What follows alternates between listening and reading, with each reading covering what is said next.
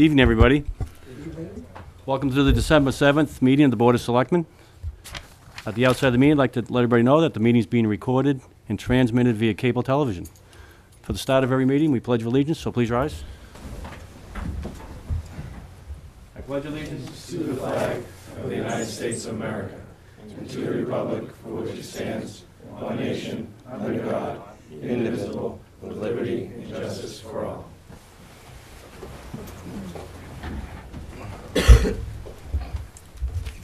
The first item on tonight's agenda is the appointment of the Veteran Services Officer to replace Jason Kimball.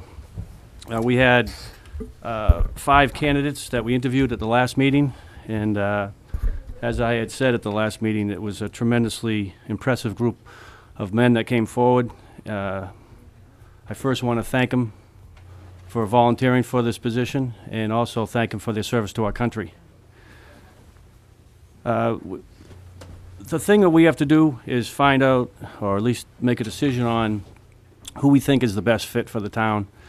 It doesn't reflect on the other candidates. It's just when you have 5 good choices, it's difficult to choose just one, but that's what we have to do. I do want to encourage the other 4 candidates to keep their eye out for other positions in town, and please feel free to apply for those, and because based on your resumes and track records, I'd be glad to consider you for any other position in town too. We had Joseph Connell, Jason Freshman, Stephen Patton, Bruce Siegel, and Jerry Schulman were the 5 candidates. We all heard their resumes. They got up and spoke. Very impressive. Military histories, town histories, volunteers, and the hard part is for us to decide on one. My decision making went into who's the best fit at this time, and I looked at who's done work for the town, what's been the volunteer record, of course their military service was a consideration. But the work as a veteran service officer is important, and I think the right fit is important for us to determine. So, at this point, the one that stuck out for me was a gentleman that has worked with our veteran service officer in the past. He's marshaled some of our parades. He has worked closely with other departments here in town, and I think at this time, he's probably the best fit, and my recommendation would be for Bruce Siegel to be named our new Veteran Service Officer. With that, I'd open up to my other 2 board members for them to weigh in on this. Tom? Sort of what you said, I think, was spot on. This is a very difficult decision. Everybody brings a lot of different attributes to the position, but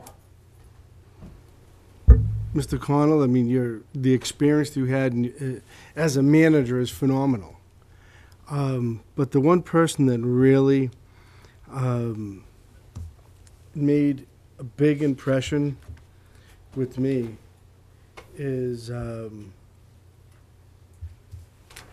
gentleman with lost the 50 mates in the Marines.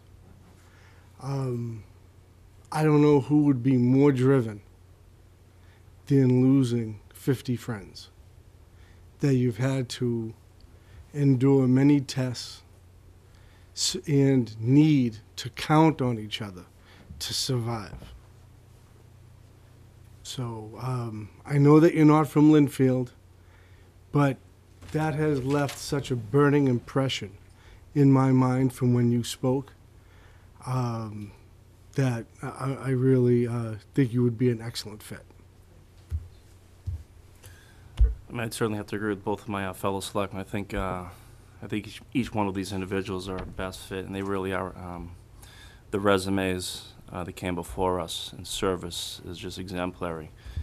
And one of the things that I made my decision upon is service and current service to the town of Linfield, and someone who I've worked with for the last gosh, decade or so years, and who has worked closely with Jason Kimball and has been the marshal of the parade and certainly knows a lot of what the veteran services are in Linfield. So I'd like to second the motion for Bruce Siegel, the veteran service agent. It's a very difficult decision I had to make, but Bruce is somebody who has been serving in that position very close with Jason Kimball. I think it'll be certainly a seamless transition into the role of veteran service agent.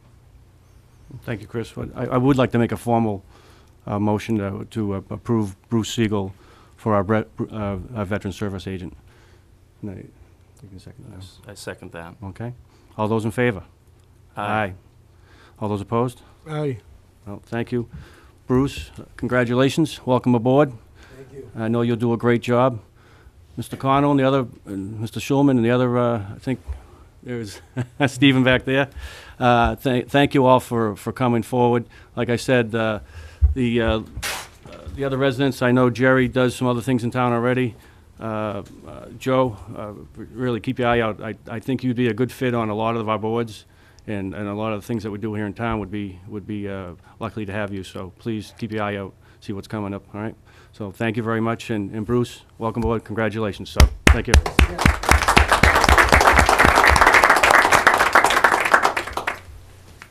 Our next item tonight is going to be a report from Chief Tatro on the fire staffing report or study. Chief, welcome aboard. Thank you. As you know, I've been here just a little under 2 years now, and Linfield, the fire department anyway, has experienced quite an increase in demand for services. We hadn't added call firefighters for a little while when I came here, and we've been consistently adding call firefighters. But moving forward, I wanted to present to you our staffing plan. And I just want to iterate, our primary goal is to continue to provide the best service at the most economical price to the residents of Linfield. And I feel, and I think the officers and the firefighters agree with me, the best way to do that is to maintain an active and vibrant combination career and call fire department and maintain that into the foreseeable future. In doing so, we have to continue to seek solutions to recruiting and retaining our call force. So a little history on the Linfield Fire Department. 1969, we hired our first career fire chief. 1971, we hired our first 5 career firefighters to cover the stations during the day, during the week. In 1987, we added 1 more firefighter, career firefighter, so we had 3 firefighters at each station. In 2000, it was a pretty big paradigm shift there. We took over the ambulance and provided basic life support to the residents of Linfield. 2003, we upgraded that into where we are now, providing advanced life support. In 2009, we had an independent review of the fire department, and in 2013, we hired a career fire prevention officer, largely due to the growth of the community. So between 2010 and 2014, the town of Linfield was ranked as the 8th fastest growing community in Massachusetts by the University of Massachusetts Donahue Institute. This growth has resulted in increased demand for services, including the fire department. Other town departments have also experienced that increased demand. The fire department has not grown to scale with the growth of the community. This is our emergency call volume over the last 4 years. You can see in 2012 we were doing 1,350 calls a year, and this year we project we'll be over 1,900 calls. Our simultaneous calls, that's where we have one emergency in, and before that incident is mitigated or our apparatus back in service, we have another call. And that, as you can see, is climbing pretty quickly as well. So this increased demand for services has affected our response time. And as you can see, in 2011, we were under 8 minutes from the time you called 911 until we arrive on scene. And now we're at between 9 and 9.5 minutes. So I want to give a little bit of explanation of that response time, because I don't want people thinking that you're waiting 9 minutes until someone arrives. That's not the case. The ambulance is staffed with one firefighter 24 hours a day, 7 days a week. So when the call comes in, the ambulance responds. They do arrive within 5 minutes generally, but they're very limited as to what they can do. A single person really can't begin advanced life support. And we have a police officer that responds, that most of them are EMTs as well, so we have 2 people there. But in order to handle a serious medical emergency, we need more than 2 people there. So the response time is based on getting a full engine company there that can assist the ambulance with additional advanced life support providers, help with carrying equipment, doing medical procedures, advanced airways, EKGs, administering drugs, and so forth. So just qualifying that 9.5 minute response time. So we looked at the day of the week. When are these calls coming in? And as you can see, we do drop off a little bit on the weekends, but not appreciably, and we're fairly consistent throughout the week as to what day of the week our calls come in. So then we looked at the time of the day when our calls come in, and they start ramping up right around 7 o'clock, and they begin to drop off right around 7 o'clock in the evening until around midnight it really drops off. So the busiest hours of the day are basically between 7 a.m. and 7 p.m. Chief, can you just tell us what that meant? Is that 1 year's time? What does that signify? That's an average over a 3-year period. Over a 3-year period? Okay. Yes. Thank you. Yeah. And these are all actual Linfield numbers. They're not national statistics or anything. It's actually Linfield.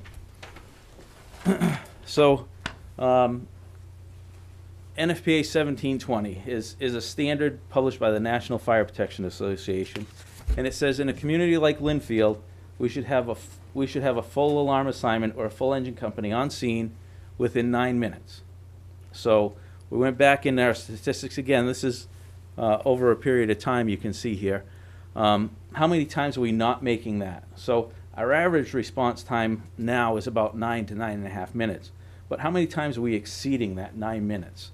And as you can see, we're going the wrong direction with that too. Right this year we project 271 times. We won't meet that NFPA standard. With increased demand, with the increased call volume, we also increase the demand on, especially on our call firefighters and our career firefighters coming back after hours. For our call fires, getting up for calls more than once a night and then working their full-time job during the day, as you can imagine, there's only so long you can do that before it starts to impact your full-time job. We have conflicts with family commitments, childcare, sports, social functions, etc.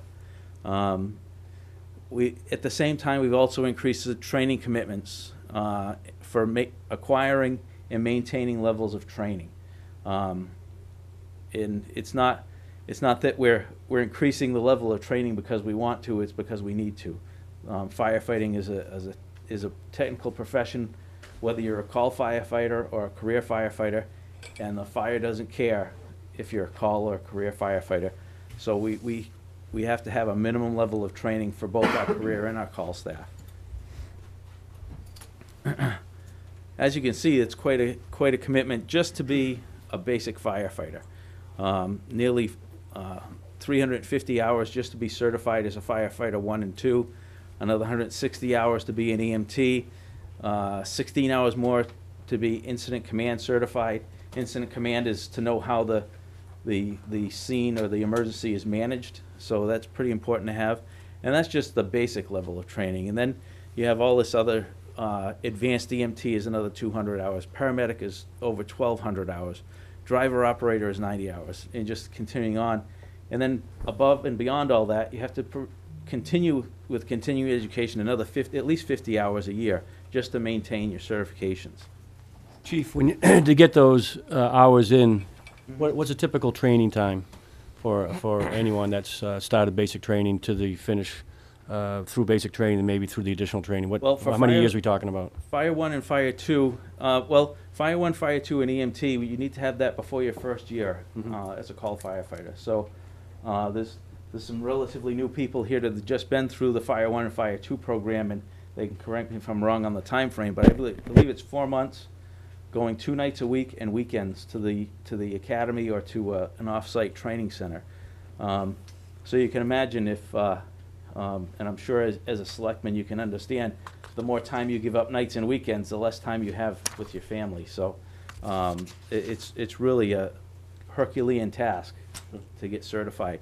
And then if you're not an EMT already, you finish your Fire 1 and Fire 2 and you get to go back and take EMT. So. Well, 1,200 hours, to get 1,200 hours in, is that a 1 year, 2 year type of time frame, or how many? Oh, for paramedic? Yes. Yeah, paramedic can be up. Some programs are like a 2-year associate's degree program. There are some programs that are not degree programs, and I honestly don't know. I know that's a pretty intensive class, but I honestly don't know how that's set up. Okay. So here we have the day in the life of a firefighter, a call firefighter. You can see you got the 2 biggest chunks of sleep and your full-time job. Then you have training, and you have alarms that you go to, and then you have your family time. And I'm sure you all have your own pie chart and how your time is organized. But there are some things that you can't take away from your work and your sleep. You have to do that. So when the fire department starts to encroach on your family time, that's when it creates conflicts. So you start to see a lot of the calls cutting into the sleep.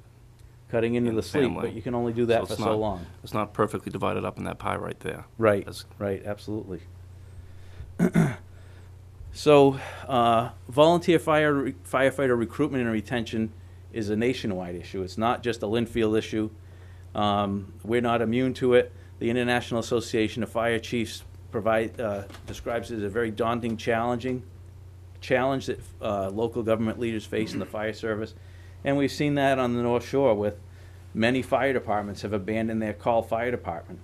And I think that if at all possible, we should avoid that. I think our call force combination system provides a much higher level of service than our counterparts that no longer have call forces.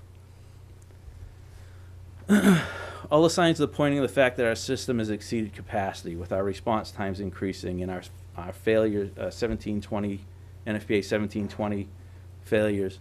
Obviously our call volume and our simultaneous calls. And it's definitely a tribute to our firefighters. We've been able to maintain a predominantly call system, like I said, longer than anyone else in the North Shore of comparable size. So what are the solutions? And we've studied this at nauseum. We've looked at statistics, we've looked at other fire departments, we've looked at similar staffing models. Epping, New Hampshire, for example, and East Longmeadow, Massachusetts. And we feel this is what's going to address a lot of the problems, and that's increase our staffing to provide on-duty coverage 12 hours a day, 7 a.m. to 7 p.m. And if you remember the chart that shows that's a very busy time of the day. The other parts of the solution, maintain our call company at full staffing. And as I've said earlier, we put 4, 5, 6 people through the academy twice a year, and that's just keeping us at 32 firefighters. We're not growing, we're not shrinking. It's just about keeping us even.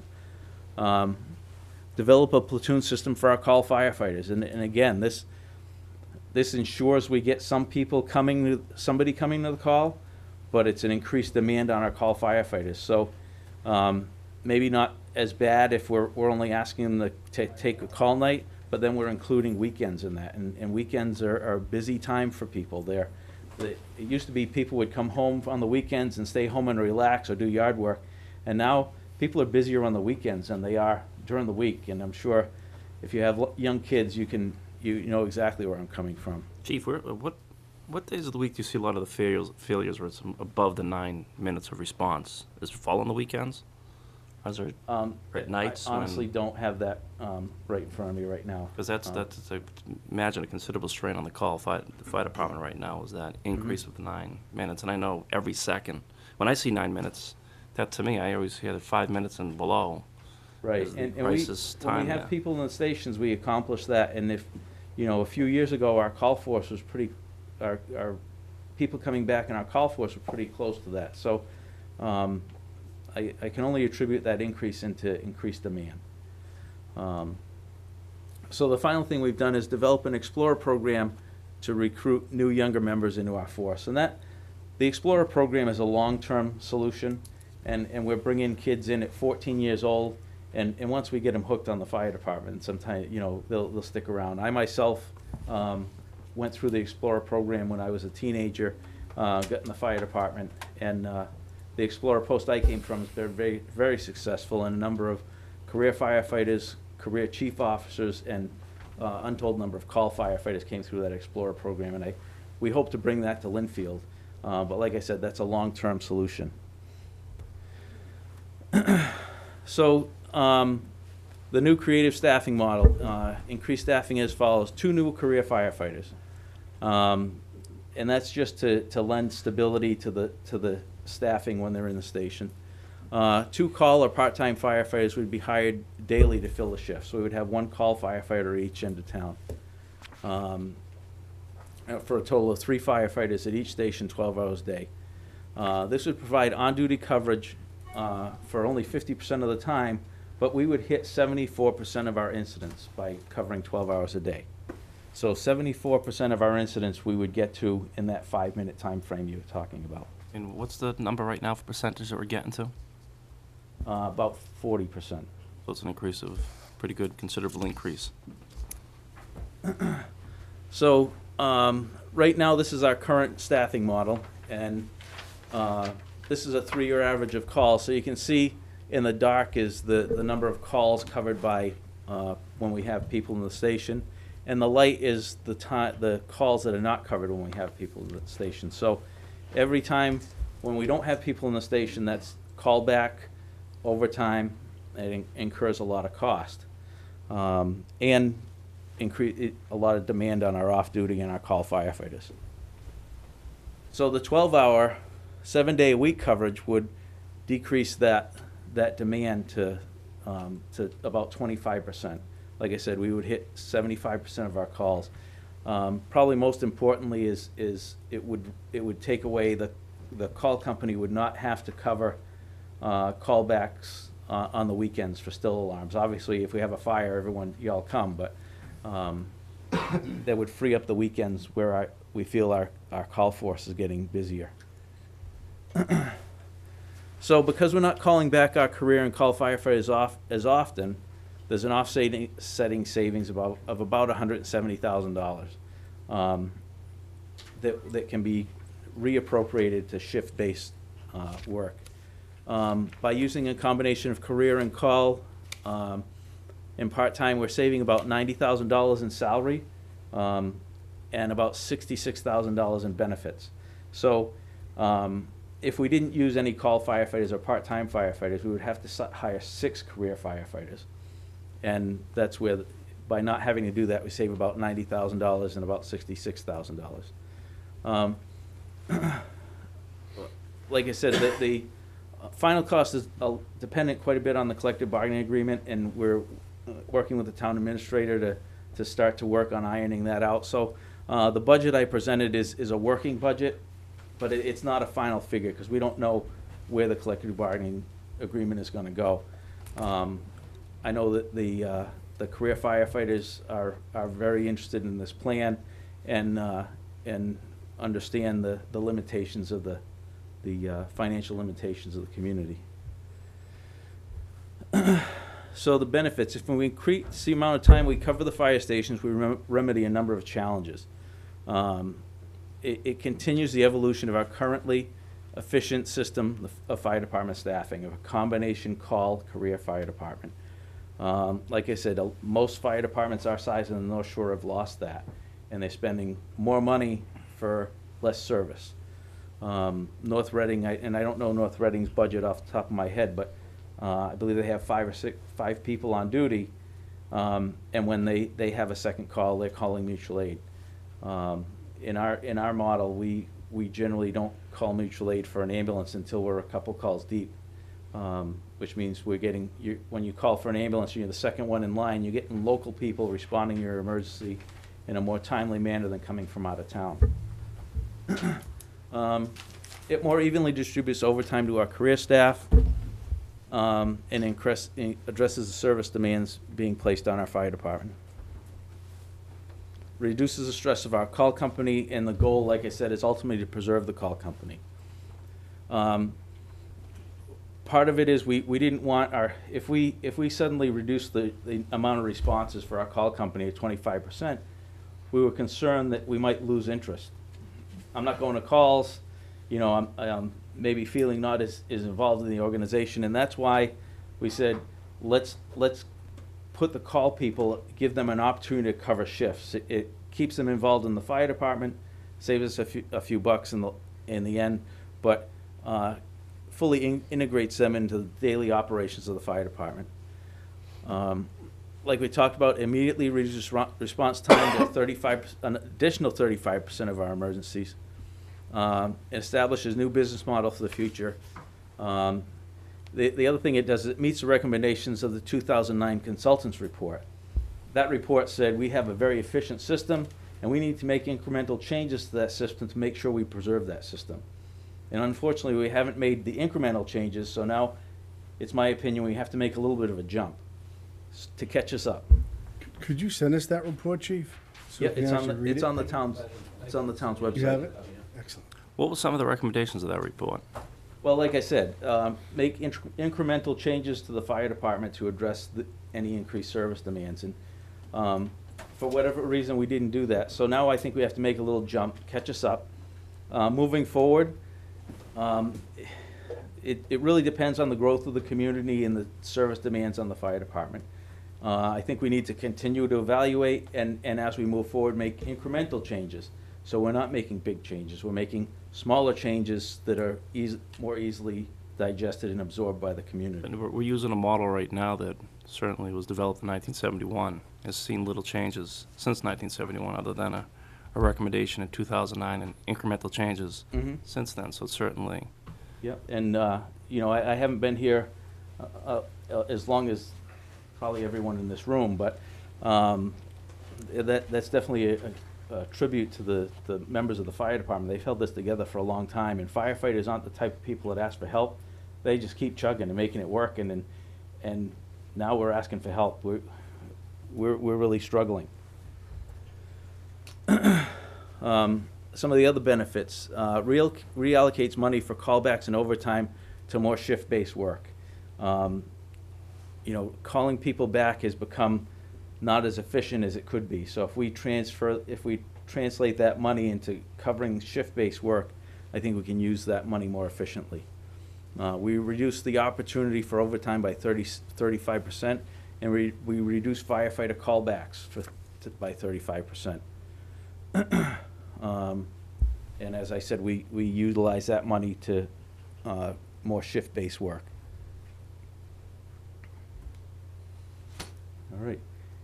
Any questions? Well, Chief, since we are kicking off the budget season, I didn't see a chart on your budget estimates. Do you have something like that to put up, or?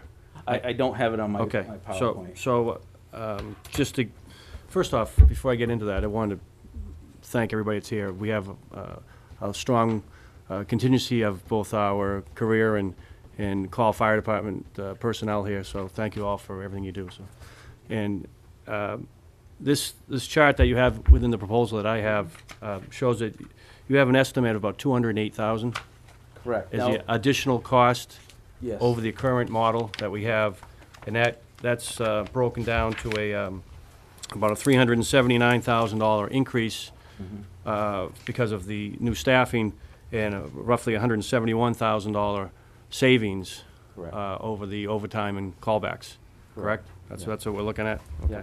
So, like I said, there's that's a working budget. I wouldn't want to say it's only gonna cost us $208,000. That compares the staffing model we have to the new staffing model, comparing apples to apples. Right. Well, we certainly want to roll this into our budgetary discussions for, all the departments, but, this is obviously the first day and the first budget we're talking about, and it's a significant change to what we currently have. Now, the one question I had on the 12-hour staffing model, can you go over how that would be handled on a daily or weekly basis? Would there be 12-hour shifts, or would it be overlapping shifts? How would that work? Well, what I propose is doing 12-hour shifts. So the call firefighters would be hired for a 12-hour shift, 7A to 7P, and the career firefighters would work 3 12-hour shifts followed by 3 days off. The other benefit of that is if we have a major fire, we have half our career staff are off at any given time, so we can call them back, which is good. Right now, if we have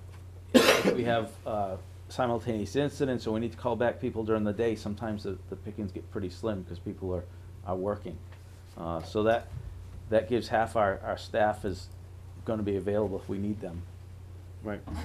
Well, that brought up one of the questions the first time we went over this, I don't know, several months ago, was if you're going to incorporate the call fire department staff, which is 32 now, I believe, are you at full staff now with the new recruits? We're just under, yes. Yeah, okay. So if you have 31, 32 there, are we assured that out of that group of 32 that they can fill in those daily slots where they have daily jobs that they may not, be able to leave? Right. So that's really was my concern. One of the concerns I had with this model was if they're working daily jobs, and are they going to be able to commit to a time frame to work for for you every afternoon or morning or whatever? That was definitely my concern as well. So I did, I don't know if you're familiar with SurveyMonkey. I sent out a survey to the firefighters, all of them, and said, what's your availability during the day? And I found that we have quite a few people that are actually available to work more than 1 day a week if they need to. We have people that have their own business, so if they can schedule that they're working a 12-hour shift on Tuesday, they can work around that. Whereas if we're randomly calling them back, well, I putting in Mrs. Smith's faucet. I can't go back to fires, but if they can schedule a 12-hour block, they can. Of the people that could not work during the day during the week, they have some availability on the weekends, so they can help us there. So based on the survey, I feel confident that we can fill those 12-hour shifts with our call people. Well, based on what our history has been in town, we've had this call career combination, and years ago more call than career. I think at some time it was 45 people at one time, 50 people on the call list. Give me your reasoning that we wouldn't want to increase our number of call firefighters to resolve this issue with staffing. Well, and obviously, if we could recruit additional call firefighters, I think we should perhaps look at increasing our call staff. However, we've been hiring people as call firefighters about 4, 5, 6 every 6 months, and as we hire people, we're losing an equal number for whatever reason, moving away, or they just don't have time, or I got hired as a full-time firefighter in another town. So we're just about keeping our head above water. Now, we don't have a ton of people coming in banging down the doors that say they want to be call firefighters. So we've been pretty active with our Facebook page. We advertise in the newspaper to get people to come in. So every 6 months or so, we have a group of people that apply to be firefighters, and out of that, we take the handful that would best suit the Linfield. So if I have a call firefighter that applies for a job and they live 2 towns away, they have pretty limited benefit to us. So and then we look at some training. Do they have previous training? Have they ever done EMS work? Have they ever done firefighting? Have they ever been exposed to any emergency operation? Were they in the Navy? Because in the Navy, everyone's a firefighter.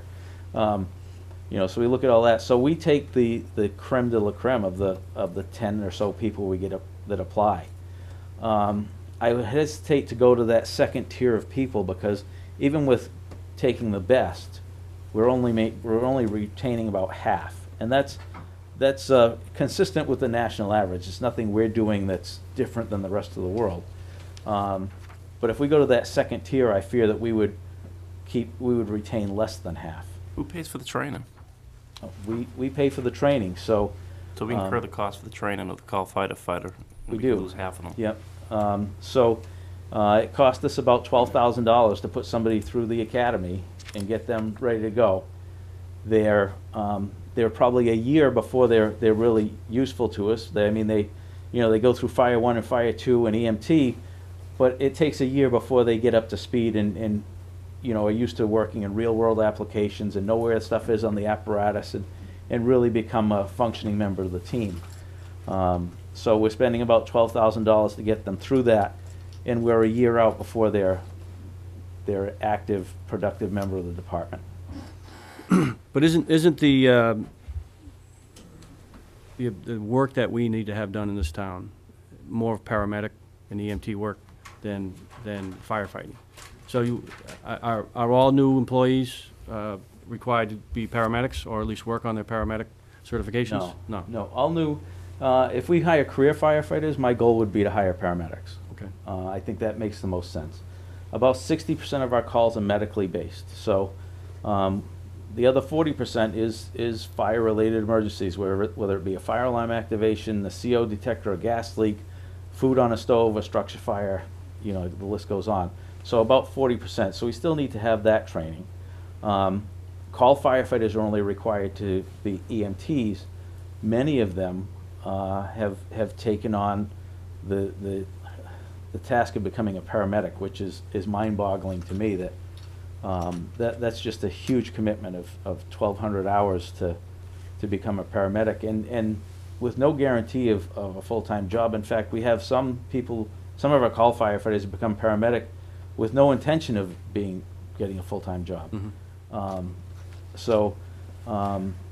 I think it would be damaging to the department to say everyone needs to be a paramedic, because that's not very realistic. But we can get some people that are basic EMTs, throw in that mix some advanced EMTs, a few paramedics, and definitely on our career side have as many paramedics as we can get. All right, so to consider two new hires, you would want them to be paramedics? Yes. Okay, that's where I was heading with that. Mm-hmm. All right. Well, Mr. Terranova is the liaison to the fire department, so I'll let you take the question over if you have some and see. Okay. Chief, we talked about this quite a while ago, and then you brought this up the end of last year's budget season, so it was too late to actually make some changes at that point. But this is great that you're bringing it up much earlier for everybody to discuss and become acquainted with and try to work with and do something positive with it. Certainly when anybody calls 911 and they want the red lights or the blue lights to show up, they want them there as quick as possible. So I think, at least as far as I'm concerned, I want to help whoever, whether it's you or Chief Breen, get the staff there as quickly as possible. That's job number one. Then job number two is try to do it within a reasonable budget so that it's a win-win for everybody. You get your staff in there, we keep the citizens of Linfield very safe, and everybody's happy. And we keep of course, have the right equipment to service everybody. When I met with you and Lieutenant Alexander, we talked about the number of calls that you had at different times and the types of calls. So in general, last week, just, stepping off of, looking at our meeting from last week regarding the real estate taxes, about how many calls do you have going up to Market Street in the whole facility in a day, whether it be fire or EMS? Right. I believe Market Street is generally about once a day. Once a day. On average. Okay. Yeah. So how many calls in a day are you responding to? It really varies. We're doing between 20 to 60 calls a week. So it's hard to nail down an average of so many calls a day. Generally speaking, if I had to put a number on, I'd say 5 to 6 calls every day In total for the EMS service? in total for everything. For everything, okay.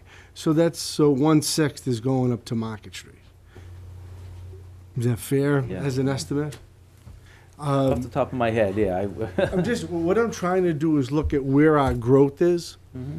and associate the tax dollars that the town is receiving and make sure that they get appropriated correctly.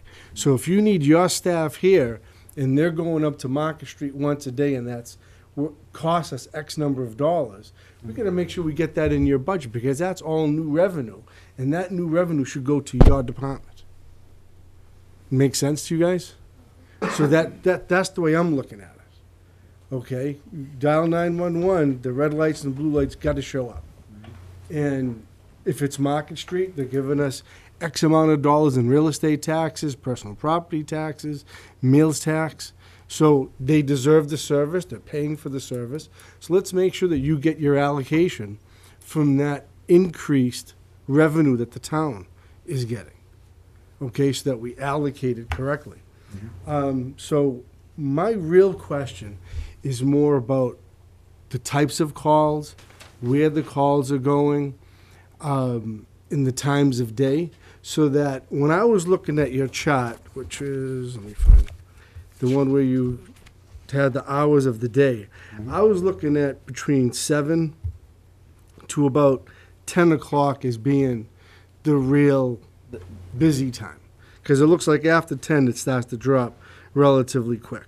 Well, it starts to drop around 6 to 7, and then, you know, uh, Bless you. and definitely, you know, there are some, 10. Well, at 10, it's sort of still at a peak. It's flatlining, right? Isn't that where your 2200 is? yes, let me just pull that up here.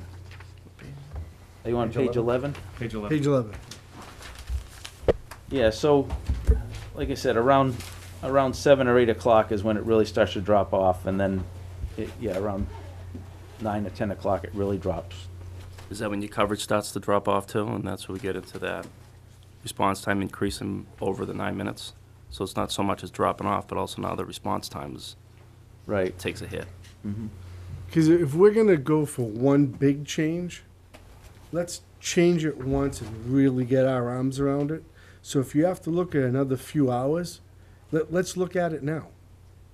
Let's not cut yourself short so that all these guys are running crazy and we're worrying about how we're going to fill those time slots. And if, God forbid, something happens and it's after 7, we're back to that 9.5 minutes. Why don't we try to remedy the majority of this timeline right now? If we're gonna make a substantial change, now would be the time to do it where this issue is on the table. Would you agree or disagree? I think that the 12-hour plan is probably, from a cost-benefit analysis, the most economical. I hadn't looked at going further, just because the call volume does seem to drop off at that time. On this chart, that doesn't look like much of a drop between here and here. It's flat lining. Because this is what? That's 1600? So that's 4 o'clock? Mhm. Isn't that, where are we? At, Yeah, 4 you o'clock, said it's 7, so what's that, 1900? 19, yeah. So that's right here, and we're dropping down to here. That's not a huge drop in calls. So I would think you'd want to cover that. If we're gonna fix it, let's fix the problem. So Tom, you saying going from 75% coverage to 100? Nope, what I'm saying is, if we're gonna add staff, whether it be call or full-time, let's make sure we get the coverage up to, say, 10 o'clock, where there then becomes a significant drop. Because at 10 o'clock, we are, I'm trying to call, I'm saying this right. We're at just under 60 calls, right? If I'm reading this chart right. So why not address 80% of the problem right now? And get this out of the way, get your staff in line, make sure you have adequate equipment to service the town, so we can keep everybody safe. And the impression I got last year was that that we had to be more mindful of the budget. Mhm. And that was why I went with the 12-hour. If the board wants to look at more than that, I'd be happy to do Well, that. what I'm thinking of, if we go from overtime down to regular time, we're gonna save a lot of money. So why not add on a few more part-time shifts to drop the overtime pay? I don't know, whatever the rates are for you guys, we can get it down to regular time. That's how we're gonna save money. And that's how we have saved money. Right, so why not extend that call period? Where you use the call firefighters, extend that period of time. We can definitely look at that. You need your yeah. one anchor, which I'm assuming is your full-time person, and then the support is the call people, I'm assuming. 'Cause Yes. in reading through this, doesn't say exactly how you're piecing it together. Right, well, like I said, with the 12-hour model, we would have 4 career staff on and 2 call firefighters, 12 hours a day, 12-hour shifts every day. But if you want to look at covering more, we can definitely do that. And that gets us to the 75% piece, correct? Yes, Your that- model right now. Yes, So I the think 12-hour model Selectmen covers turnover, I think, is 75%. getting closer to that 100% coverage. Is that Right. correct? That would bring us closer to the 100%. Obviously, unless we cover 24 hours a day, we're not going to get to 100%, but Yeah, but I think with Selectmen, so it's closer to that number. Right. Because certainly every call Mhm. doesn't Yeah. matter what part of the day. absolutely. You know, if you look at the beginning of the day is where we start to get really ramped up, like as you said, come 7 o'clock. Correct. And then by the time we get down to that is 10 o'clock. So if you're saying we're ramped up at 7, then the ramping down doesn't end until 10, right? And part of the rationale too is that in the morning, people have to go to work, so they're not as available. Mhm. Later at night, before you put the kids to bed, some more of our call firefighters would be available, but we can definitely drill down those statistics a little more and see if that makes sense from a cost-benefit analysis. And how much is it costing us when we have 2 EMT calls simultaneously? Does that mean an EMT truck, an ambulance goes out and a fire truck for each call? Yes, yeah, Okay. unless we run out of apparatus and then, but yes, the fire truck and an ambulance will go out for each call. Okay. And you have enough of staff to accomplish that? In most cases, yes. And during the 7 to 7, or whether we talk about 10, you should be able to cover that timeline with the staff that you have, or there'd be some additional attrition that would be occurring? There are some, even now during the day, if we have 2 medical calls come in at the same time, we call back. Mhm. So we would still be, when we have 2 calls come in together, we'd still be calling back to provide coverage for that 3rd call. Those the subsequent calls right now, that certainly gets us into that gray area of, it's a big challenge for the community of Linfield. Correct. So would you say, what do you think creates most of the overtime? Is it the second call? Is it, what are the attributes for that? Well, right now, if nobody's in the station like right now, and we have a call, everyone here can go to the call and every career firefighter can come in for overtime. So, by reducing the number of times those opportunities for overtime or callback, we reduce cost. Okay, so can you tell me what creates the overtime there in your charts and reviewing the data that you have? What are the triggers for the overtime? Well, like I said, right now, if a call comes in, it creates overtime. Okay, so, all right. And during the day, during the week, if we have a second call come in, that creates overtime. So if you had more staff, if you were to staff with part-time people, utilizing the call firefighters, can you create, I don't know, 8-hour shifts, 4-hour shifts, whatever it might be, to accomplish that goal? We could definitely look at a different shift model. I do think that we need to have a core of career people for consistency, Mhm. supplemented by, on the shift-based work with call people. Okay. Now, well, we can't talk about that. The savings in overtime by doing this. In page 18, you were referencing a 20%, 26% reduction.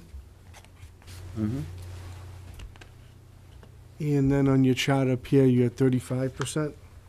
She said, by covering 12 hours, we reduced the overtime opportunities to 26% of the calls. So explain how that 26% and the 35% are related. It's looking at a couple different things. First of all, we're covering 75% of the calls, okay? I'm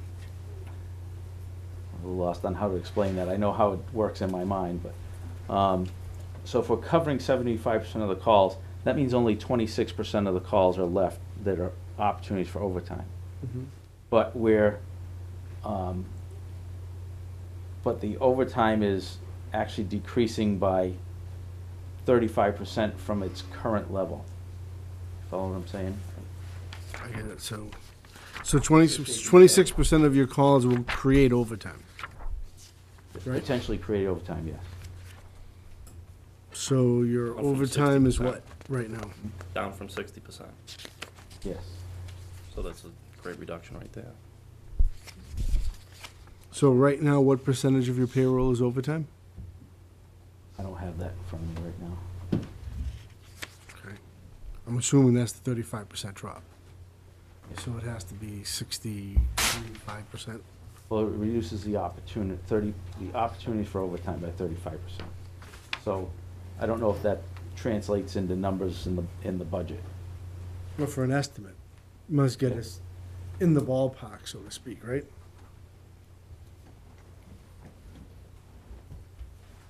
Is there any way that you think we could solve this problem totally better utilizing the call staff? I think we're utilizing our call staff as much as we possibly can. I mean, the structured on-call system is really put a crimp in in some people's schedules and increase their commitment to the fire department and cause some problems. I don't think we can ask much more of our call force and expect to retain them. I think they're got a paddling. huge turnover. Our turnover is fairly average, consistent national with average. the national average. So, but I think our call people and our career people are paddling as hard as they can, and to ask them to do more is not a good plan. Something that I'm unsure of in my own mind, I'm sure other people have this same thought. When an ambulance goes, why does a fire truck need to go to a call? Yep, great question. First of all, like I told you, when the ambulance goes, it leaves with one person. So at minimum, there needs to be one more person just to be able to transport. There was a pretty good graphic on Facebook of all places, and it showed, you know, an emergency scene, and they're working on a person, and they had 6 or 8 people standing around, and all of those people had a list of their duties, what they were doing. You know, this one's taking vital signs, this one's starting an IV, this one's doing a cardiac monitor, you know, this one's getting medical information, and at the end it says, which one of these people do you want to take away? Everybody's got a job, and the worst thing you can do is have a critical medical emergency and not have enough people there. And sometimes, you know, do we have more people than we need at a scene because the medical emergency isn't severe? Sure. But we also have as many times when we have a serious medical condition and we wish we had more people. That's why we send a fire truck. Now the fire truck goes, at least one person has to get off the fire truck and go with the ambulance. So then it comes back with probably 2 people, and the reason why they bring the fire truck is for that simultaneous call. We don't know what the next call is going to be. So if it's a fire call, they're ready, they have their toolbox, they can go. If it's another ambulance call, they can go, they have the first aid kit, they have a defibrillator, they begin medical treatment until the next ambulance gets here. So So- that's why we take the fire truck. So everybody's clear, the ambulance goes with one person, and the Correct. fire truck shows up with 3. Yes. Okay. So all I can say is I look forward to working with you on your budget, and hopefully we can try to remedy this situation for everybody. Because I think it's really important to the town, and I don't see it being a tax increase, because we have the additional revenue coming in from Market Street. So it seems to be a win-win for everybody. We all voted for Meadow Walk, turned into Market Street, and we're collecting the money, and everybody's enjoying Market Street. So we have the revenue from there to help solve problems like this. I would just emphasize that the increased service demand is not solely from Market Street. You know, course. Lieutenant Alexander can cite all the growth and development since he was this high in this community. And Market Street has increased our demand, but there are other things. I mean, just the highways, you know, Route 128, the volume of traffic has increased immensely on that road since 1971 or whenever you want to look at So you it. could give us a breakdown of where all your calls are going, whether highway, commercial, et cetera, et cetera? Probably not without taking hundreds of hours to pull all that data. Okay, so you're making statements now. What are you basing that on? Just what you recall happening? No, I can't give you a historical perspective of when our calls back in 1971. I can tell you now Right. geographically where our Right. calls are. So I'm just trying to get my arms around where is the fire department going, where is the EMS going? That's all. Yeah. Because we had the biggest taxpayer in Linfield complaining about their commercial rates. So I'm just trying to determine in my own mind whether that's a justified statement or an unjustified statement. And I So I'm sure you can appreciate why oh, I'm asking absolutely. these questions. But I think I provided you with some data a while back, and 'cause you had some questions on where calls were. So Right. I don't have that data right in front of me, but you know, how many calls were at the Sunrise? How many calls were at the Arbor Point? How many calls were at Market Street? How many calls were at the apartments on Route 1? So all of them has impacted our demand. Right. And that's our commercial tax base. So at least when someone comes in saying that maybe that their commercial tax rate is unwarranted, we have some real meat on the bone to discuss the topic a little further, because it's requiring a demand on our EMS and fire department services. Is that a fair statement? Yes, any development is absolutely. And before I forget, a very dear friend of mine was transported by you, Lieutenant Alexander, and I want to thank you for your great service. The family told me about how well you treated him, and I want to thank you for taking care of a very dear friend of mine. You're welcome. Chief, one of the questions I was going to ask is what type of support do we have among the firefighters? I think between the police and the firefighters, we have the best of the best in the town of Linfield, and I can't thank them enough for what they do every day and every night. I could see that them being here tonight certainly is some positive support. Who's been part of reviewing this plan within the fire department and helping pull it together? Well, primarily our officer corps. It's easier for me during the day when I have career staff there. I can say, hey, Rich, can you pull this out of the computer for me? So it's not a slight to anyone, but he's there, and he's the victim I pick on sometimes. Or I may call Perfect Jim person to because he's pick there on. during the day. Yeah. But predominantly our officers, obviously I'm open to input from anybody. Yeah. Well, I think it's an ambitious plan that's needed. Certainly, the firefighters have been doing a whole lot since 1971, and certainly since the developments prior, even to Market Street. I also know that Linfield certainly has grown tremendously just in the last 2 decades. And I know when a call comes in, people don't care where they're at. They just want to call, and that 9 minutes is a crucial time. Anything above that, certainly failure. We want it closer to 5 minutes. So I think this is a plan well worth looking at this budget season. I hope we are very active as a Board of Selectmen in a town to take a look at this and implement something. I think it's time for us to stand up for the firefighters and do everything we can to help them out. So thank you, Chief. Thank you. All right, I'd like to open it up to any residents that, anybody have any comments or questions? Mrs. Campbell?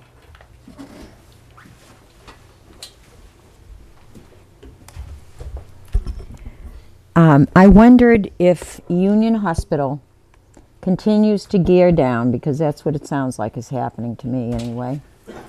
how that's going to affect the department, because they would have longer to go to get somewhere, presumably, and they'd have to go to the closest, as I understand. But it would take longer for them to get there and longer to get back. So, have you considered that in your plans, in your presentation and all, and your needs?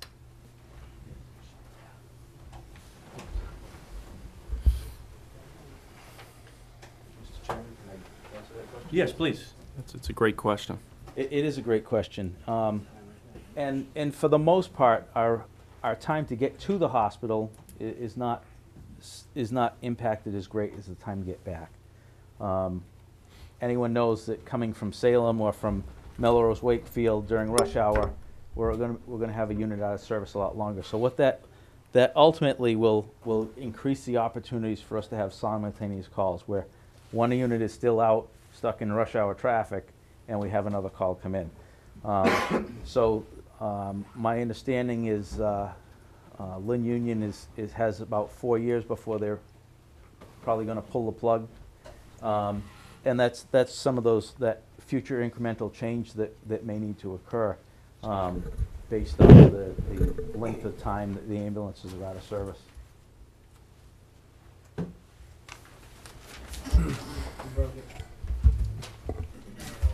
And just one comment on that. When we were talking with the City Council of Lynn and a meeting I had with the Governor's office, the chief did put together a summary of what it meant, or what he thought it would mean to the town of Lynnfield to have a Union Hospital close and have to go to Salem or the other hospitals. So you might be able to share that later on with us, or whoever wants it. Any other comments or questions? Mr. Bork?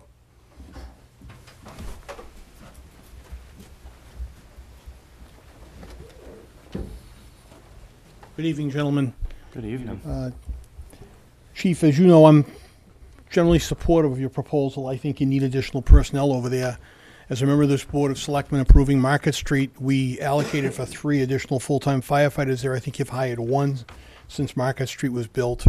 In addition to having Market Street, we've got Sunrise, we've got 200 units of housing down there, we've got 200 units up behind flagship Mercedes, so we've significantly increased the workload. My concern, 60% of the calls are medical aids. The graphs that I've seen tonight show us hiring additional firefighters, but not necessarily additional paramedics. One of the most significant costs that we have is paramedics coming back, full-time paramedics coming back off duty in a response that's dictated by the union contract. How do we reduce the cost that we have of these paramedics coming back to the tune of several $100,000 a year? And I realize we need paramedics on these emergency medical scenes. So how do we maintain the level of coverage that we currently have and reduce the cost to the taxpayers through this program? Because we have a very unique opportunity here to open it up and try to change the way we provide services, response protocols, and a number of other things. And I haven't seen a lot of that in your plan. Chief? Well, thank you. That another great question. And like I said, I think we can make more efficient use of the funds that were allocated if we're much better to pay straight time than we are to pay time and a half. But by covering 75% of the calls, we're reducing the opportunities for especially the career paramedics to come back at overtime by 35%. So that helps with that. Obviously, as we move forward, I'm sure the town administrator had some ideas on the collective bargaining agreement that was designed for a different system, and we need to modify that agreement to meet the needs of the new system, and hopefully do it in an economical way.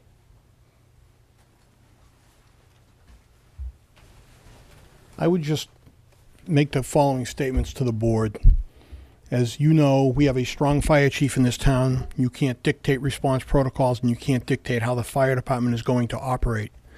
But we have probably the most unique opportunity we've had since 1971 to try to control, reduce, and change the operation of the fire department to one that provides the same level of service. And we get an excellent level of service currently, and at the same time tried to reduce some of the requirements that we have that are mandated by contract. So we have a contract that says they have to come back, or they can come back. They don't have to come back, but they have to be allowed to come back, and we need to pay them time and a half. That contract was signed in 71. We probably had 75, whenever the union was formed. It was formed sometime after the full-time firefighters came on board. We maybe had 500 or 600 calls for service a year. Currently having somewhere in the 17 to 1,800 number calls for service. That changes the dynamic and the budget demands that it puts in the overtime salary accounts and a number of other areas. Excuse me. As you know, back in March when the chief made his original request, I wrote a pretty lengthy letter asking for a lot of details that would have allowed us to study this from a very analytical perspective. And I was told that that wasn't going to be forthcoming, that there wasn't enough time for people to fill out that form. But my intent was to study the number of recalls that we have, the number of people that we have coming back to each response, the number of firefighters responding, call firefighters responding, and to try to thoroughly understand what the dynamics were of how our fire department responds to these calls and understand the cost parameters around those dynamics.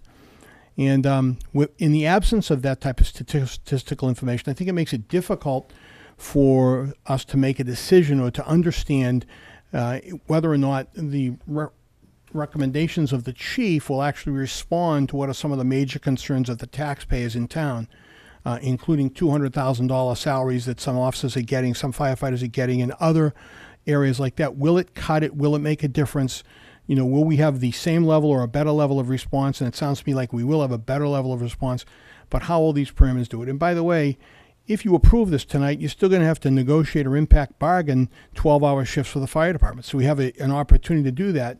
And if you look at 36 hours a week, it reduces their work week substantially. So there should be an opportunity for us for the benefits received to the full-time firefighters as part of the bargaining unit. There should be some ability for us to negotiate back some of those callbacks and some of the other things that we want to do, or we need to figure out a way to make those additional hours. So there's a lot of work that needs to be done behind the scenes as part of the contract negotiations. I think the contract is up in June of this year. Am I right, Mr. Boudreau? So we have an opportunity to do that now before we get to the April town meeting. We're going to be discussing next year's budget and all the parameters of it going forward. But in closing, I just want to say this. We need to address the manning staffing situation on the fire department. We need additional manning to do that. We need additional manning to respond to some of the calls going up to, and I think I agree with you, Mr. Terranova, probably 10 o'clock at night, if not even later, 11 or 12 o'clock. If the chief had come in here and asking for 24/7 coverage, I don't think it would have been unreasonable. I think we have enough demand for services, and we want the type of response times in this town that would probably justify that.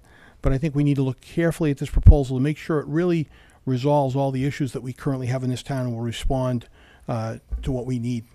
Thank you very much. Thank you, Mr. Board. Thank you. Thank you, Mr. Bork. Any other comments, questions, anything? Well, Chief, I appreciate the PowerPoint and the discussion tonight. I don't think we're here to approve anything this evening. I think we're here to see the proposal, look at what's on the table. A big piece of this is the collective bargaining agreement. They go together. We could talk about and agree to something here that may not be agreeable on the union side, so it doesn't make any sense to start agreeing. Yes, sir.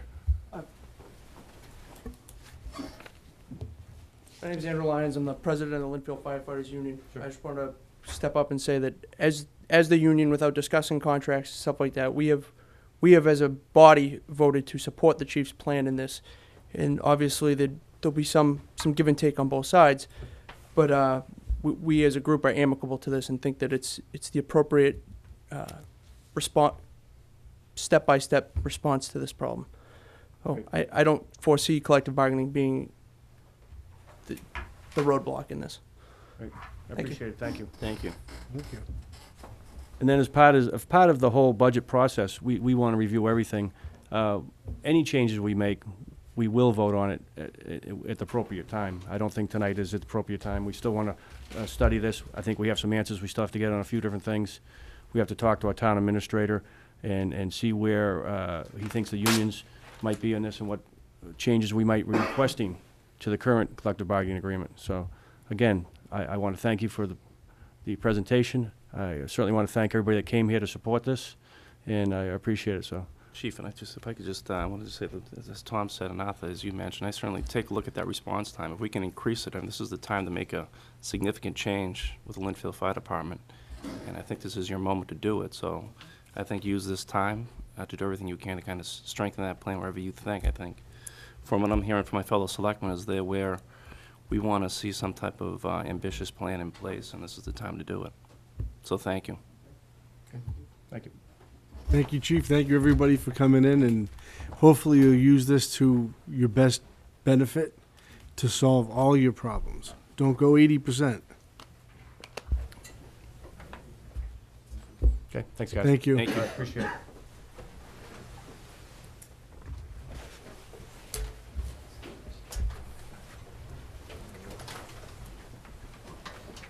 Our next item tonight is the discussion about the recycling center and the leaf policy. I believe our DPW director, Andrew Lafferty, is here. Andrew, you want to come up to the podium and just talk briefly about what our current policy is, and just as a quick, you got a PowerPoint? Negative. Just as a quick discussion about why we're bringing this up, there's residents that have brought the discussion of whether or not they can use the dump behind Town Hall if they have a commercial plate on their truck. And there's some restrictions for residents with commercial plates. The intention there is to not allow landscapers or construction individuals to use the dump. But right now, the current restriction is all commercial plates. Is that correct? It is correct, It is yes. correct. And then, of course, we always talk about operating hours and days, and at one time you close every year. So those are the two things that have come up almost annually.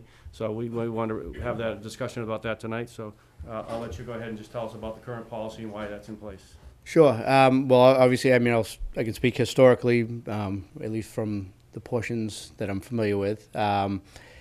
As far as I can tell, the commercial plate restriction has been in place for quite a while, numerous years, 5, 6, 7, 8, even longer maybe.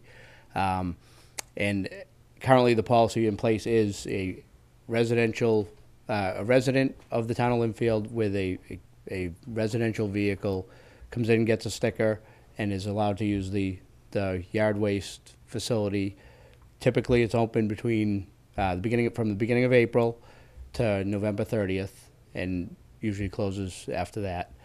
The policy has been in place for the commercial restriction.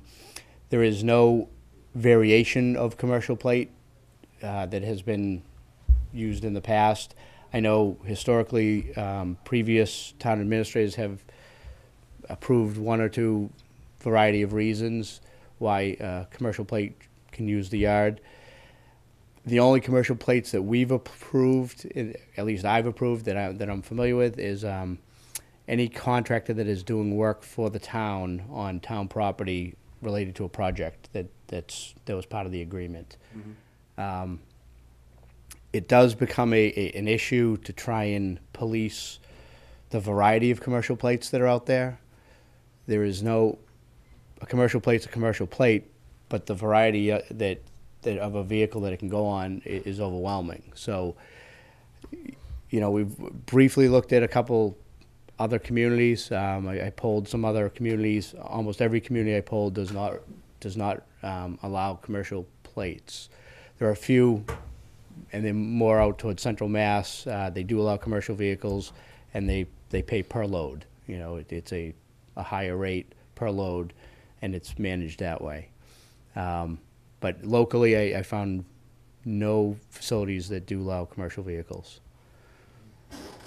Well, I think the issue is there's plenty of residents in town that have commercial plates on their vehicles that aren't contractors and they aren't landscapers. So, and they're taxpayers. So, I think what we're getting at is we'd like to see some sort of plan developed that would allow them to also use the dump, even though they have commercial plates, because that might be their only vehicle, and have it available to them, and come up with some sort of screening process that you use. So we know that not a landscaper, we know not a local contractor, you're just using our dump, and because I know the dump has limited space, and right. I think especially now that you have, between now and when the dump opens up again, you have plenty of time to work on this and develop, a good policy that we can use in the future. Because I don't think, I mean, we've had several complaints about this at Town Hall, and I've had a couple of emails on it. So it's not just one or two people. There's probably dozens of people that would probably like to use it that aren't contractors that have a commercial plate. So I think if you come up with some sort of plan or a screening process that would allow them to also use the dump, because they shouldn't be restricted as a taxpayer. We should probably have some sort of accommodation for them to use it. They're not out here landscaping the yards and dumping. They're just like any other taxpayer. So when does the dump open again in the spring? April. In April. So First so we week have of plenty of April. time. I mean, it doesn't have to be changed today. But I think I'd like to see you look at that piece of it, Right. and see what we can do to accommodate residents with commercial plates that are not contractors or landscapers. And then also look at, this time of year comes up every year, it's 60 and sunny out, why is the dump closed? And everybody says, oh, but Right. I understand that you close the same time every year. It could be 6 feet of snow on the ground. It's just this year it happens to be really nice out. And can you explain the closing and what that has to do with your budget? So.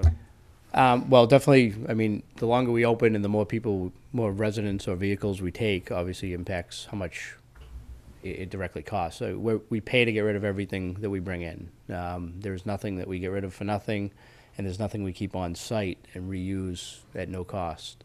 The yard's just not large enough, and we don't have the means to do that at this point.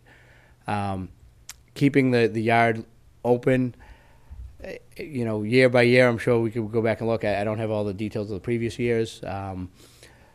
Sometimes we're plowing already. So, to staff a yard when we're dealing with snow and ice, we're already somewhat struggling to get caught up. We're still picking up leaves ourselves while we're trying to put on sanders and snow plows. So it really becomes a staffing issue to try and maintain the yard at the same time we're trying to shift gears at this point. This year has been a little different. Obviously, December's fantastic. Last year, we had a storm Thanksgiving Day, put a lot of people behind, and I think we opened it up another couple weeks after that in order to prep for that. We didn't really have that situation this year, so the yard closed at the regular time frame, which is it's been the time it's closed for as long as I can find the information on it. So it's not unknown to anyone that's coming in to get a sticker. So the December 1st date's been Correct. common date year after year. It's been in place for quite a while. Yes. I know you did extend it last year because of the snowstorm. Correct. Yeah, and then it actually did melt before it gave people a chance to get their leaves off the ground. Correct. Yeah, yeah.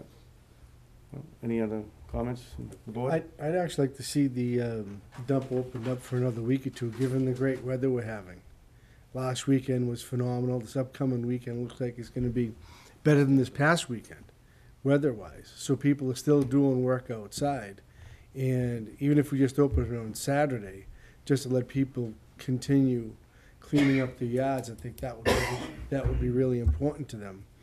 But, in thinking about these commercial plates, I really think that we need to modify the rules because more and more people are working. We heard from the fire department how they're having staffing problems and have a very high turnover ratio because you get a lot of two-income earner homes.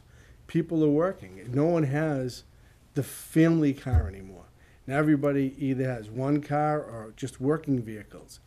And in the situation I think that we all got an email on, that family had a commercial truck, and that's their family vehicle. I see plenty of people hauling around those big RVs, and that's their personal truck, a huge F-350 with whatever you call that thing in the back of the truck, so they could pull their RV around or their camper. So I started to do a little thinking about this. And what I was thinking was we could have the following provisions. Couldn't be a landscaper, whether they had commercial plates or not, and the truck was marked or not. As far as residents with commercial plates, we would have to create some sort of an internal form that the assessors department could look at the vehicles that they own, identify that they have one commercial truck, and it's not, you know, an 18-wheeler, obviously, you know, maybe up to an F-350 only, okay? And it's a regular pickup truck, and they come in with those brown leaf bags. So that now it's all reasonable, that you can see a normal sequence of events.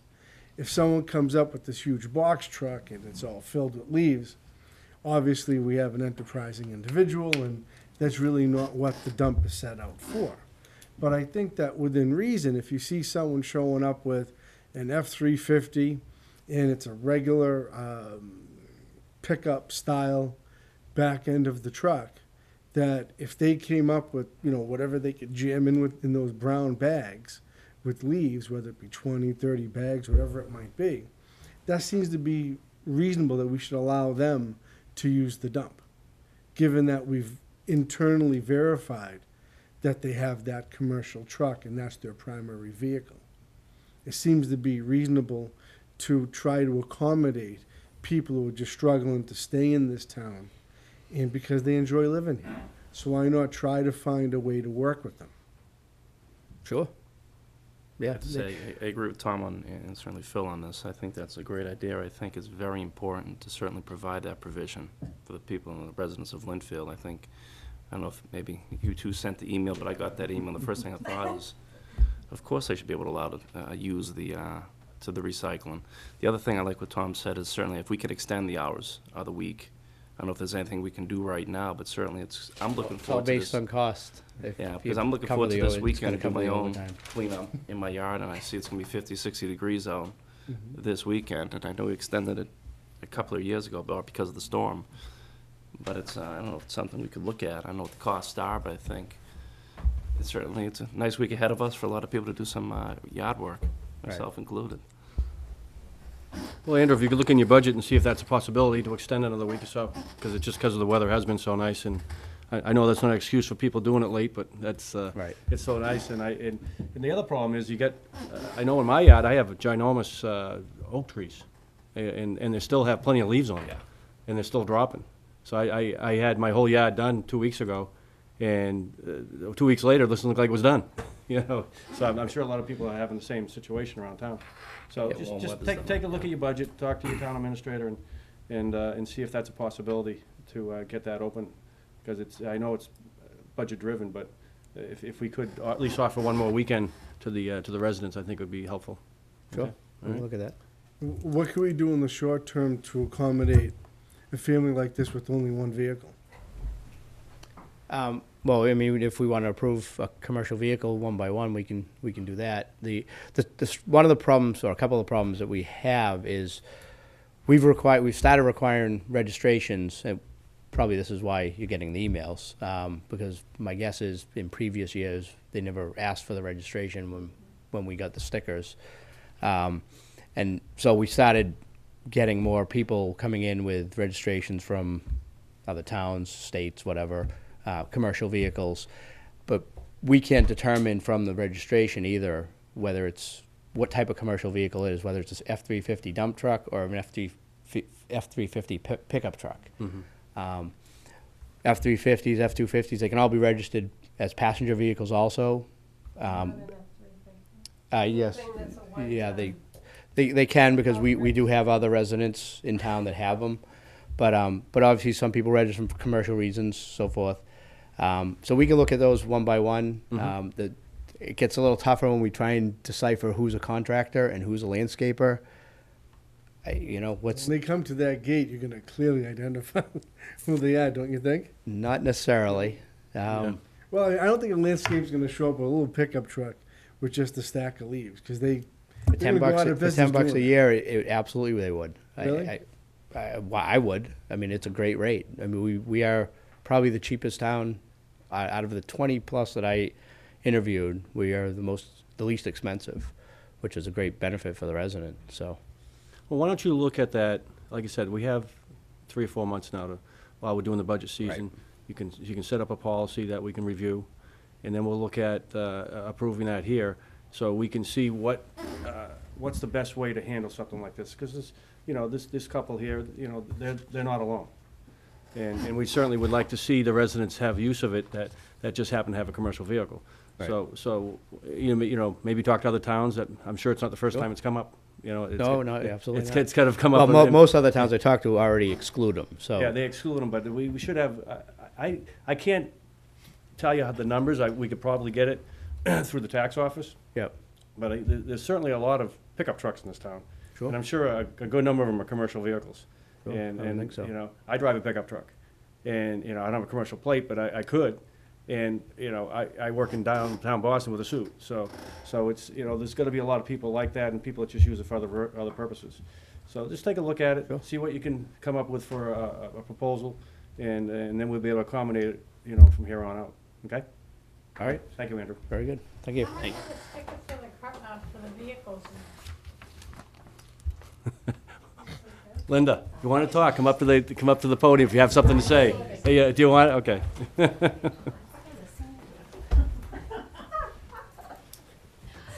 All this I would like to know, for the benefit of the people in Linfield that don't understand, how much are the stickers for your vehicle? Andrew, how much are the stickers? $10, $5 for senior citizens. $10, $5 for seniors? Oh, Yeah, it's very inexpensive. thank you. Great, thank you. The next item tonight is we have a resignation. I just wanted to say thank you, I appreciate it. Thank you. I know Thank it you. sounds petty, but it's important to us because it really makes a big difference on the weekend Mm-hmm. where we can put, 4 or 5 trash barrels in a pickup truck and, make 2 trips as opposed to making 7 or 8 trips by putting one Sure. barrel at a time in a car. I agree. Thank you very Thank you, much. thank you, Have a good night. thank you. Next item, we have a resignation on the Council on Aging. I'll just read the letter real quickly.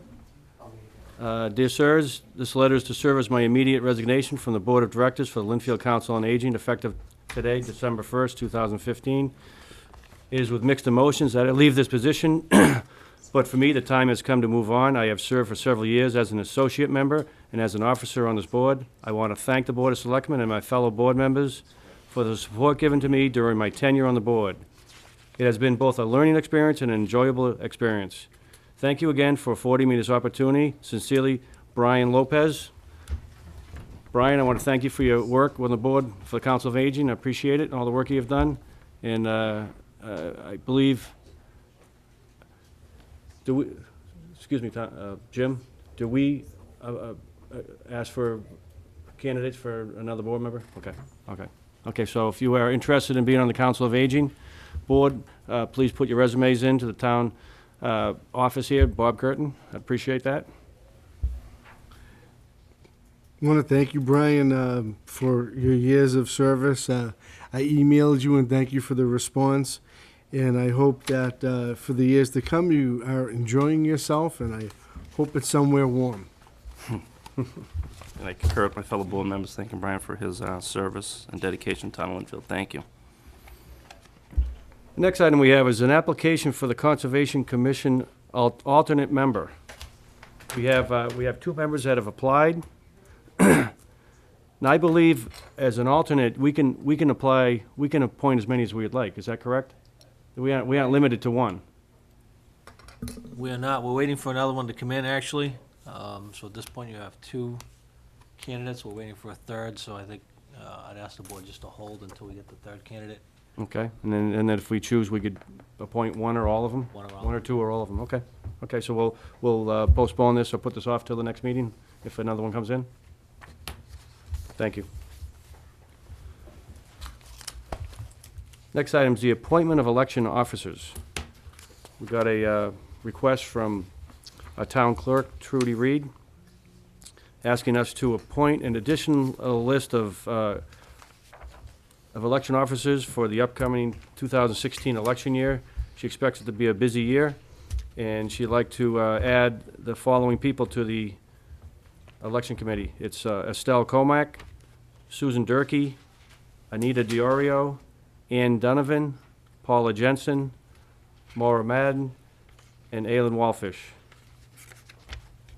I see no reason to really have much discussion on this. I think it's great that she has got this many volunteers to come forward and work on the election. So I take a motion to appoint these members to the Election Officers Committee. So moved. Second that. All those in favor? Aye. Welcome aboard.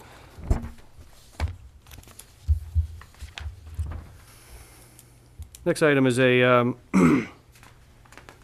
application for use of town facilities by Mary Stewart for, it's called, from the Mary Stewart Manger Group. She wants to erect a Christmas manger and have a Christmas sing-along on an evening to be determined, on the town common. Has Mary, have we done this manger in the past? We have. Same thing? Yes. Yeah, okay, so I see, you know, we appreciate Mary taking the initiative on this, and it's certainly very well received, so I'd like a motion to approve the manger on town common. So moved. I second that. All those in favor? Aye.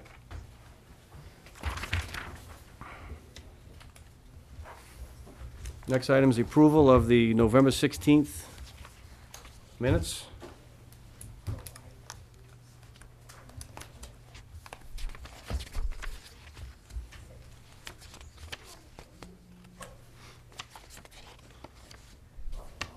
I have no questions. Any issues with the minutes? No, we're good? Okay, take a motion to approve the minutes of November 16th. So moved. Second. All those in favor? Aye. And I believe that was it for the agenda this evening. I have one quick announcement regarding the Kinder Morgan pipeline. Kinder Morgan has filed their application for the Ned pipeline project, and it would appear that the application is going to appear on the Federal Register. We're estimating tomorrow. So that means starting tomorrow, the town of Linfield can file to become an intervener, which we all voted for. So, Mr. Boudreau, I think you'll be working on that. Bob soon? has actually already filed a copy of the resolution that we passed. I'm just checking to see whether that's sufficient or whether we have to have a specific piece of paper that says we hereby intervene.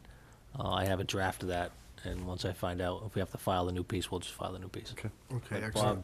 Bob, when we get the original notice, Mhm. Bob had that filed in about 30 seconds. Excellent. So we have up until the 6th to make sure we get that worked out. Also, I'd like to thank the Linfield Water District for already filing to be intervener. So what we should do is, Bob, when you look into filing, if they filed early, if they're not going to be recognized, maybe you want to contact them to say that you filed too early, file again. We are working with them on language, and we're in constant contact with them about Well, that. it's not a matter of the language, it's a matter of the date of the filing.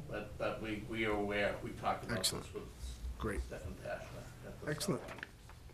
Well, that's all that I have. I do have one item that came up after the agenda got out, was there was a meeting in Peabody on this Thursday evening, which I believe was going to discuss the closing of the roadway going to Corporate Place in Peabody. If I'm told correctly, and you can confirm this, either Bob or Jim, that they've taken that off the agenda now in Peabody? Is that the news we got? We have been told that that application was withdrawn without prejudice. Okay, so it has been withdrawn, which means without prejudice, means they can bring it up again within the next couple of years? They can bring it up again. If Yeah, it gets okay. denied, there's a 2-year moratorium for when you can come back, but if they Right. withdraw it without prejudice, they can come back at any time. Okay, so at that point, there's no need to attend the meeting in Peabody on Thursday evening? Okay, so just so anybody that, especially over in the South Linfield area where that addresses, and it would affect, they are not gonna be looking at that on Thursday evening, so there would be no need to attend the meeting in Peabody. Anything else? Chris? No. All set? That's Okay, it. I'll take a motion to adjourn. So moved. Second. All those in favor? Aye. Great, thank you. Thank you.